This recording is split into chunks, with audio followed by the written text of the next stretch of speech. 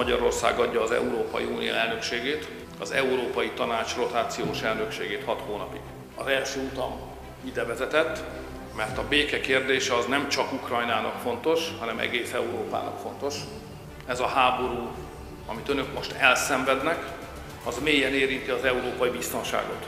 Mi nagyon értékeljük azokat a kezdeményezéseket, amiket Zelenszkij elnök úr tett a béke érdekében. Én megosztottam azt a véleményet az elnök úrral, hogy ezek a kezdeményezések ezek hosszú időt vesznek igénybe, a nemzetközi diplomácia szabályai miatt lassúak és komplikáltak. És azt kértem az elnök úrtól, hogy fontoljuk meg, hogy nem lehetne a sorrendet megfordítani, és egy gyors tűzszünettel fölgyorsítani a béketárgyalásokat. Egy határidőhöz kötött tűzszünet, amely lehetőséget ad a béketárgyalások felgyorsítására.